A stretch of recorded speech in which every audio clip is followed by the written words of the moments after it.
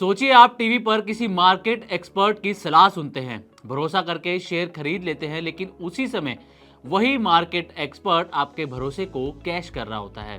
और अब market regulator SEBI ने ऐसे ही एक खेल का पर्दाफाश किया है।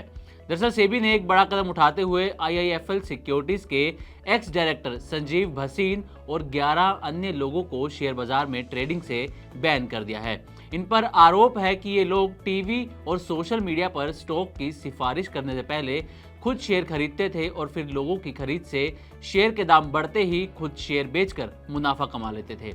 इस वीडियो में हम जानेंगे कि आखिर ये पूरा मामला है क्या, किस तरह से ये फ्रॉड हुआ है, सेबी ने अपनी रिपोर्ट में क्या कहा है और इससे निवेशकों को क्या सबक लेना चाहिए। तो मिंट की रिपोर्ट के मुताबिक इस मामले पर नजर डालें तो सेबी के होल टाइम मेंबर कमलेश वर्षाने ने 149 पेज के इंतरिम ऑर्डर में कहा है कि संजीव भसीन, जो अप्रैल 2017 से नवंबर 2022 तक आईआईएफएल सिक्योरिटीज के डायरेक्टर थे और जून 2024 तक कंसल्टेंट थे, उन्होंने एक बड़ा कोऑर्डिनेटेड ट्रेडिंग स्कैम चलाया। सेबी ने 12 लोगों के खिलाफ कार्रवाई की है और 11.37 करोड़ रुपए की कथित अवैध कमाई को जब्त करने के आदेश दिए हैं। ये सभी लोग आपस में जुड़े हुए थे और एक संगठित तरीके से ट्रेडिंग करते थे। अब आपको बताते हैं कि आखिर ये फ्रॉड हुआ कैसे है। तो सेबी के मुताबिक स्टॉक टीवी पर रेकमेंड करने से पहले खुद ये लोग खरीदारी करते थे।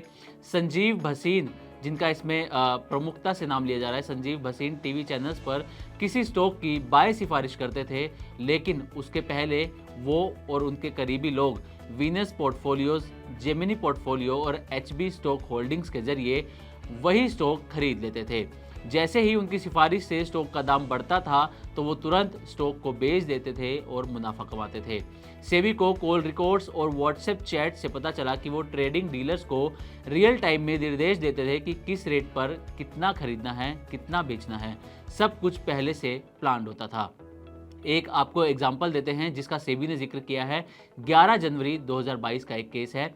सेबी के मुताबिक संजीव भसीन ने एक टीवी चैनल पर एलएनटी स्टॉक की सिफारिश की थी, उसको खरीदने की सलाह दी थी, लेकिन सिफारिश से कुछ घंटे पहले उन्होंने 3800 शेयर फ्यूचर्स में 5,641 रुपए के भाव पर खरीदे थे। जब स्टॉक के दाम बढ़े तो 5,677 रुपए के भाव पर स्टॉक को उन्होंने बेच दिया।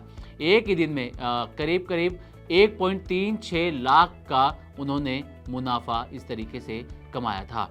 अब सेबी की फाइंडिंग्स और एक्शंस क्या हैं, इस पर एक नज़र डाल लेते हैं। तो सेबी के अनुसार संजीव भसीन ने आरआरबी मास्टर सिक्योरिटीज के जरिए ये सभी ट्रेड कराए। उनके कजिन ललित भसीन और आशीष कपूर आरआरबी मास्टर सिक्योरिटीज को रन करते हैं, उसको चलाते हैं।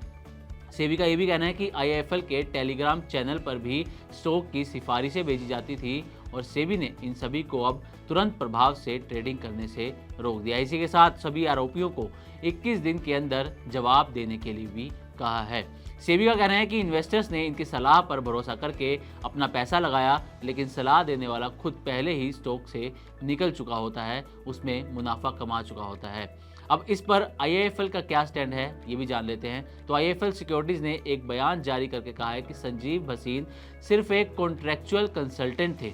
भसीन का कॉन्ट्रैक्ट 17 जून 2024 को ही स्वास्थ्य कारणों से खत्म कर दिया गया था। आईआईएफएल का कहना है कि भसीन ना तो आईआईएफएल के बोर्ड मेंबर थे और ना ही किसी ग्रुप कंपनी के मेंबर थे। तो ये आईआईएफएल सिक्योरिटीज ने सफाई दी है इस पूरे मामले पर। तो कुल मिलाकर ये सिर्फ एक स्कैम की कहानी नहीं है, बल्कि सभी निवेशकों के लिए एक चेतावनी भी है। अगर आप भी शेयर बाजार में निवेश करते हैं तो आंख कान खुले रखें और ऐसे एक्सपर्ट से बचकर रहें जो खुद कमाने के लिए आपकी जेब को निशाना बनाते हैं।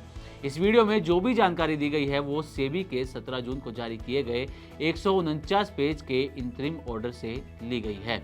तो उम्मीद करते हैं कि हमारी तरफ से दी गई ये जानकारी आपको अच्छी लगी होगी। इसी तरह की और भी वीडियोस के लिए देखते रहे मनी 9 और सब्सक्राइब करें हमारा चैनल। साथ ही बिजनेस और पर्सनल फाइनेंस से जुड़ी तमाम खबरों को आप हमारी वेबसाइट money9live.com पर भी पढ़ सकते हैं।